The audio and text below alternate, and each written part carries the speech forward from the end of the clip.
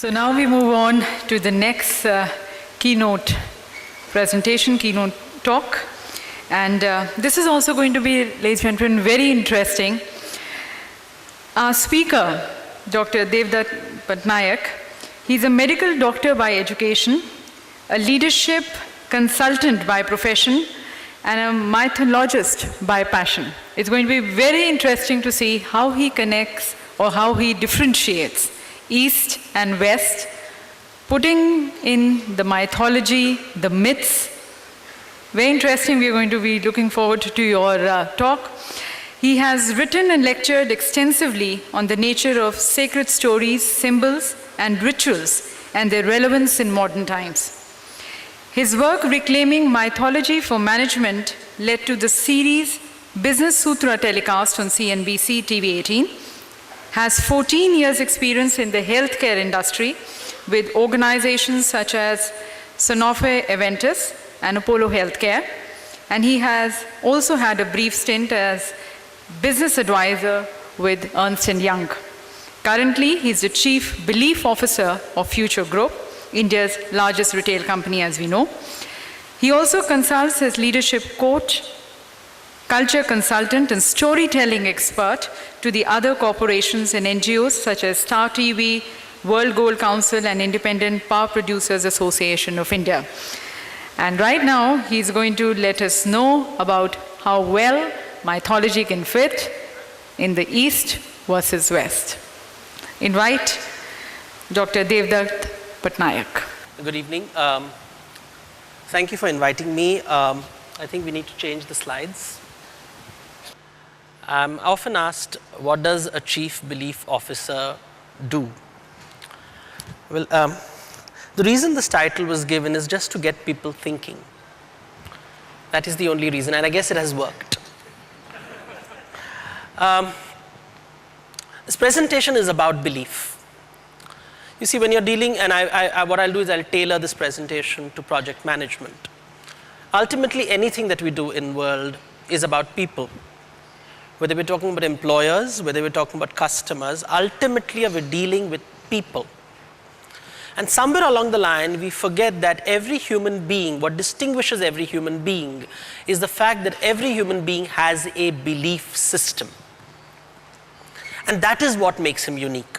So if there are 500 people in this room, there are 500 belief systems. Some things may be in common, some things will not be in common. But it is belief systems that make us human. And so if you're running a project with 5 people or 50 people or 500 people, what you're really going to interact with and engage with is belief systems. And what is surprising is this is not part of our education system. It just isn't. We spend a lot of time understanding finance. We spend a lot of time understanding management. We spend a lot of time understanding engineering and technology, but a very little time trying to understand human beings.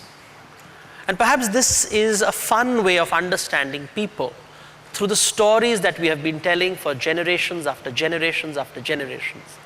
And I'll try to just take you on a short journey explaining what is that big difference. Why is it feels strange? I mean, when I went to Ottawa recently in Canada, every road was perpendicular. The roads were clean. Everything worked. You can imagine how frightened I was.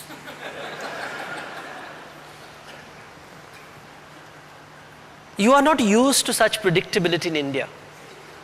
It is scary. What is it that makes Ottawa so organized and Mumbai so disorganized? What is the better way to be? Where do you go? How do you move? All these are the thoughts that come into our minds. And one of the factors and one of the levers that is often forgotten is the belief system. It's a lever which is what I call an invisible cultural lever that functions 24/7 and is just not looked at. So let's go on a little journey. And we'll go it through storytelling. Let's first understand, let's clarify the meaning of business or a project. What does it mean? And my favorite example is from the Bible. It is basically taking people from an undesired state, like slavery in Egypt, to a desired state, which is the promised land.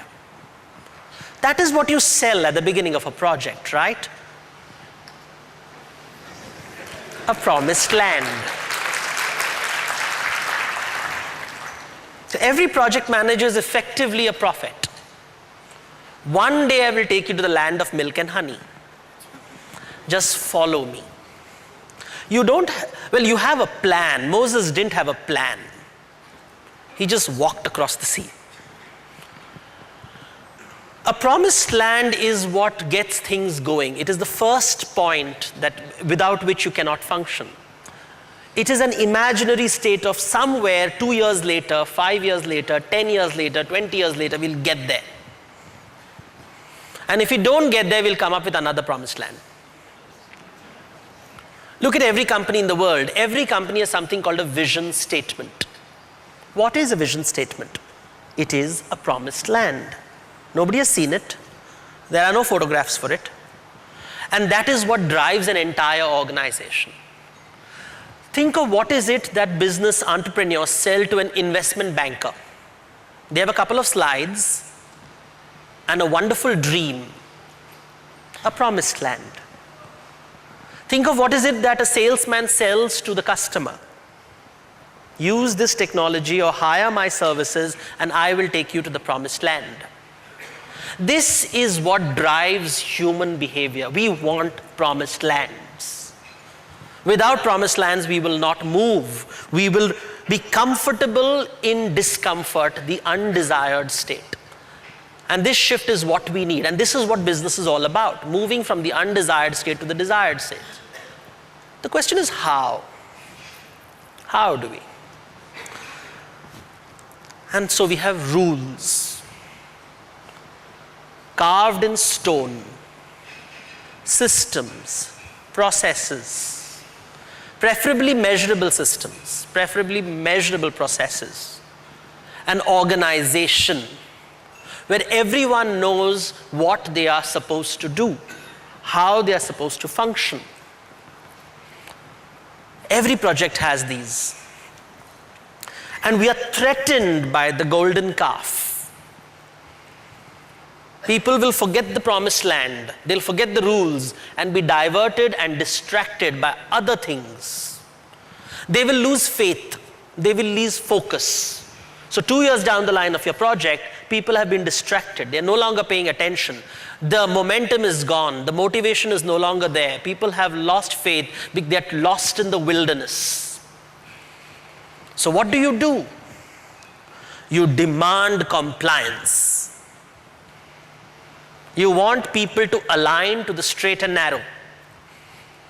You get aggressive. But imagine this. Just imagine this, and this is of course completely hypothetical. Imagine if there was an Alexander in your team and you are Moses.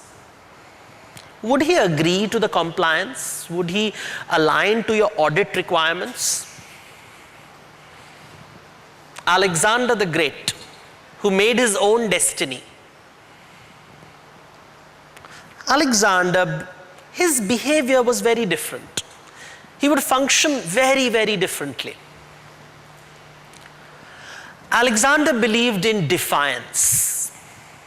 Break the system, break the rules, break the structure. For him, it was all about transgression. He didn't believe in compliance. In fact, he looked down upon people who complied. He said they were losers. He would do his way or no way. Have you heard this dialogue? It is always there. What was his business? Was he looking for the promised land? Or rather, what was his promised land? Was it different? Think about it. You see, for him, life was all about moving from a state of helplessness, where you are at the mercy of other people, to a point of control, where you will be in charge. You will not let others take advantage of you, walk all over you, take you for granted, push you and prod you into going wherever you want to go. You want to be in charge. You want to be the boss. As far as you are concerned, the project manager knows nothing. You should be the promise. You should be the leader. You should be the project manager. And this leads to conflict. Two approaches. One person says, follow the system, follow the system, follow the system. The other says, I am the system. A classical, aggressive, alpha male streak. But that is what makes Alexanders. They are the ones who change the rules. Anyone watch the recent 2009 film Star Trek? It's a classical example of an Alexander who breaks the system. Captain James T. Kirk. Challenges everything, will not fit in very easily. So on one level you have people who say follow the system. On another level you have people who says I am the system. The question is, why do they think differently? Not the fact that they think differently. Where from comes the difference? Why is there conflict between them? And that is where we forget the belief systems. Let us look at the belief. What is the fundamental difference in this belief?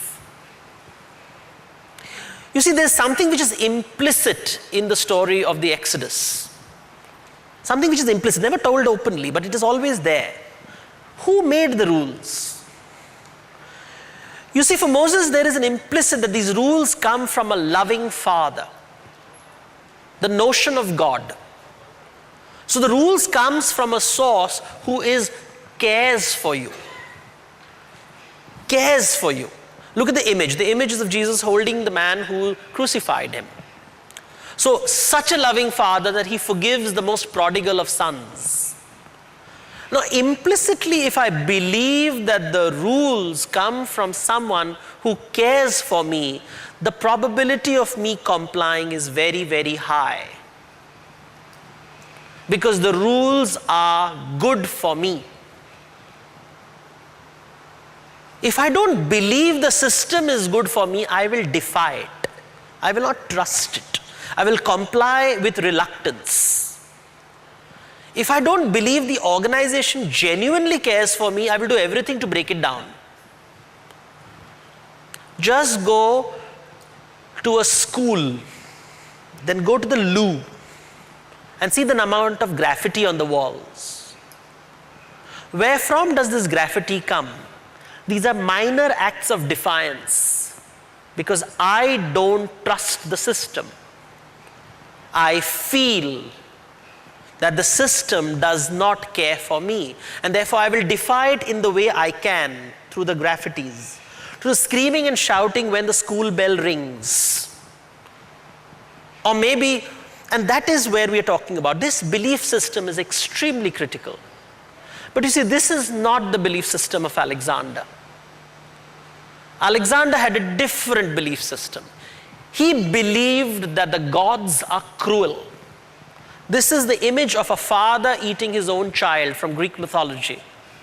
And it's a recurring theme in Greek mythology. Uranus the father is killed by his son Cronus. Cronus the father is killed by his son Zeus. So generation after generation is passing, believing that the person who has built the system has done it to subjugate you, to exploit you, and the only way therefore you'll respond is through defiance and transgression. Look at the fundamental belief, the loving father and God, and the cruel father, the gods. This is the fundamental difference. When you study Greek mythology and when you read the Bible, you say, oh, this is the fundamental difference. That is why Greek narratives are always about heroes. People who break the rules in spite of the odds. Despite all the problems in the world, they triumph in a system which is against them.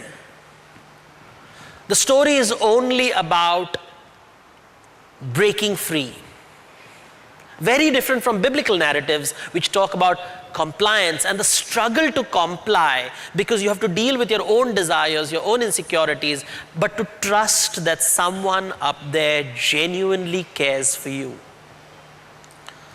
Two opposing beliefs that create the Western structure, Greek and biblical traditions. On one side there is the loving father, on the other side there is the cruel father, creating two different ways of behaving and therefore binary thought. One says follow and the other says it's about following and leading. One says I will follow, the other says I will not follow. One says I will follow the loving father, the other says I will not follow the cruel father. Now imagine this again. Imagine Alexander and Moses, both of them coming to the banks of the Indus, the river in Pakistan, that marked the border for a long time of India. And imagine that they will meet over there a gymnosophist, a naked wise man. And let's say they would ask him, what should you do? Should you follow the system or should you defy the system? Do you believe in a loving father or do you believe in a cruel father? Give us an answer. And what answer do you think the gymnosophist would give? This is speculation, of course, but in all probability, this is the answer he would have given. It would be the Indian headshake. He would say, this is also right, that is also right. Depends.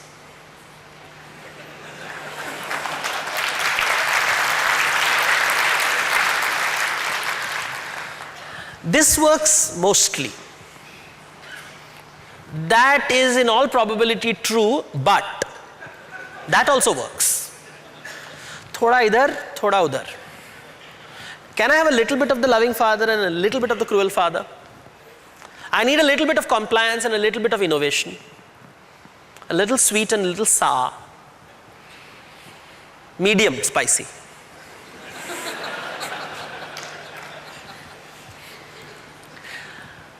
Why does he say that? Where from comes this behavior? Which can come across as not very sure of himself, not clear in his thoughts. It comes across as very fuzzy and vague and abstract, and always trying to create an escape button. So you'll never get caught. Where from comes this belief system? It also has to have a source. Is he mad? Because he says both are okay, neither is okay, either is okay. All options open. It's a buffet suddenly.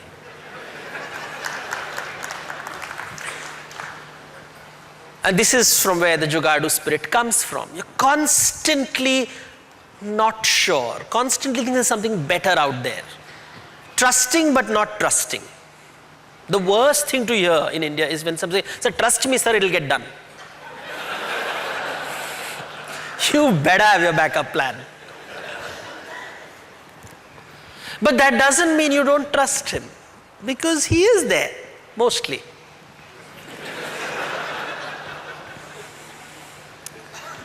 And that's what we're talking about. Where is this belief system coming from? Why is he having such a different belief? And you see, this is what you see. The one thing which is common between Moses and Alexander is belief in one life. You live only once, and so you better live it the right way. The roads better be perpendicular. Everything has to be right. Everything has to be the right way.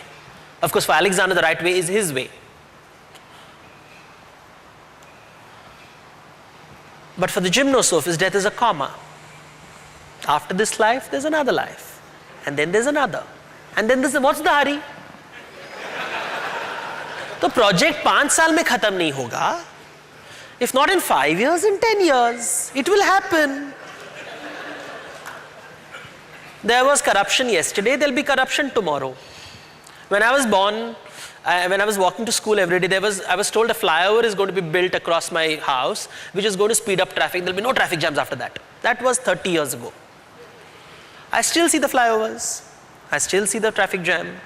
Every time the rains come, I see the pothole. And I know the newspapers is going to talk about corruption in the Bombay Municipal Corporation. Every year I've been watching this. So for me, it's a sense of eternity. This will happen. My nephews will see it. My grandnephews will see it. My great-grandnephews will see it. Yes, we will have perpendicular roads, but they will have potholes. Not very optimistic, but that's my promised land. You see, when you believe in one way of thinking, you have life has a climax, the great ending, the apocalypse, the final end, Elysium, heaven, the full stop. But if death is a comma, there is no climax. It's a merry-go-round. Project conclusion document is just step one of an infinite process.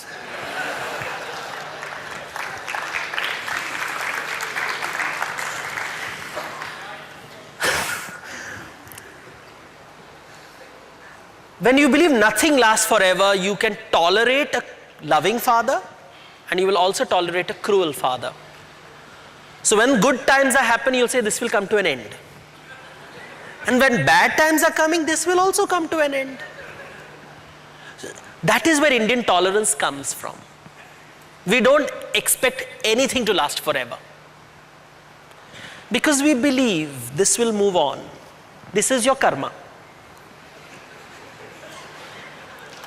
Those corrupt ministers are because in your last life you didn't feed 500 people.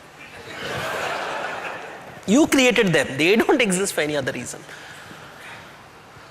It's an implicit thing. And how does it enter our belief system? How do these belief systems enter our systems? They don't come in obvious ways. It is not that you have gone to a school. It comes in very subtle ways. And I want to show you subtle ways in which belief systems are created. You see, when you believe in one life, then the body that you possess matters. Because this is the only body you'll ever have. So typically, and this is a general rule, a thumb rule, you'll typically see cultures which believe in one life value entombment. Tombs are built. They are buried. The body is kept beautifully in a coffin and buried and taken care of. But when you believe in many lives, then this body doesn't matter. It's just one of the many bodies that you'll possess. So what do? You set it aflame. You burn it, take the bones and put it in a river. That's what you do. When you believe in one life, then food is served in an organized way. Soup, then salad, starters, main course, dessert. With different forks for different food. The spoons are different, the forks are different, the knives are different. Everything is organized and planned. But in many life culture, everything is circular and simultaneous.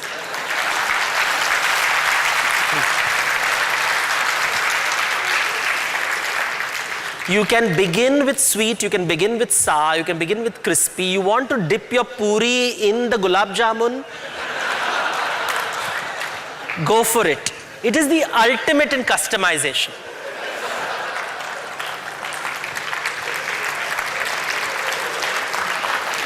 Imagine a boy raised with this kind of food, raised in a small town city, goes to New York to sign a $1 billion deal and served food this way.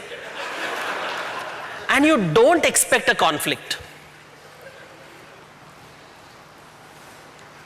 This is the problems that we are going to face day in and day out as the world becomes a village. This is the problem that we have to face. We have to deal with it. These are the invisible cultural forces in our lives. Look at this. Western classical music, fantastic. Beethoven, Bach, Chopin. You have a bandmaster playing the music. He's not playing, he's just moving his wand and everybody else is playing. Perfect harmony between 100 musicians. What does an Indian classical music concert look like? One musician, everybody else follows him. Everything is about improvisation. In fact, the magic is in the improvisation. You will never ever hear the ustad play the same rag twice. It's sort of the same. Rag Bhairavi is Rag Bhairavi. But every time it sounds different. Depends on the sabha. Depends on the connection between the audience and the performer. It is never the same. You expect it to be different. Who is the project manager, here or here? Is he a bandmaster, harmoniously conducting music? Or is he the lead musician and everybody else follows? Those are the questions we have to ask ourselves. When you have different values, come from different denominators. When the denominator of my life is 1, then the sum total of my life is the product of my achievements, all that I've achieved. If the denominator is infinity, then the value of my life, no matter what I do, is 0. And that is what explains the weirdness of the Indian subcontinent. It's weird because the fundamental parameters are very different. That's why the diversity in the country. The absence of system. Nobody takes the system for granted. Simple question. If you are in New York and there's an accident, what number will you dial? 911. See, we live in Bombay, in Grand Hyatt, and we know the number. There is an accident outside this road. Which number will you dial? There is no one answer. You'll all probably call your relative. You don't want the police involved because you don't trust the system. Cruel father. If you trusted the system, loving father, you would have gone to the system. But because you don't trust the system, there's a cruel father. Of course, that doesn't mean you're faithless, because you believe that one day the loving father will come. Next elections. We have been believing in it for 60 years. 60 years nothing in infinity. Different subjective truths. And this is what I would like to bring to this audience. Different people look at the world differently. There are people who believe in compliance.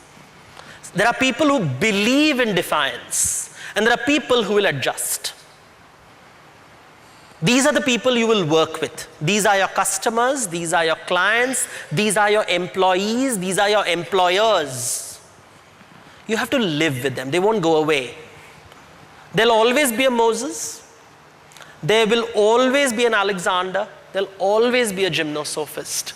And believe me, not even added the Mandarin from China. That will change the story completely. But just let's take these 3 people. 3 personality types, if you would like to say. But you see, personality type doesn't work in a cyclical culture. It just means in one life you're Moses, the next life you'll be Alexander. In this project you behave this way, in that project you'll behave that way. Sort of, mostly.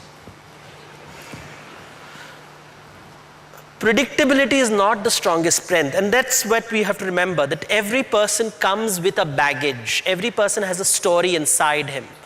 You and I have stories. We don't ask these stories. So when I'm working on a project, I'm working with people, it is important to invest time. That, you know, the time you have coffee with each other, or the time that you are going for a drink, or that evening, when the project is over, between phases, sit down and ask the person's autobiography. Where does he come from? What does he believe in? What are his likes and dislikes? What are his dreams? What is his personal promised land? And in that conversation, you will discover, what does he believe in? Does he believe in a loving father? Does he believe in cruel fathers? And that will allow you to be agile, nimble. You'll be able to work with him because you'll connect with him at a very different level. And when the belief changes, and once if you don't do that, there'll be a clash. Because when my belief and your belief, if I'm Moses and you're Alexander, war is going to happen. War is going to happen. One will feel outraged and upset that the particular system, you'll have what is called righteous indignation. How can you not follow the rules of the father?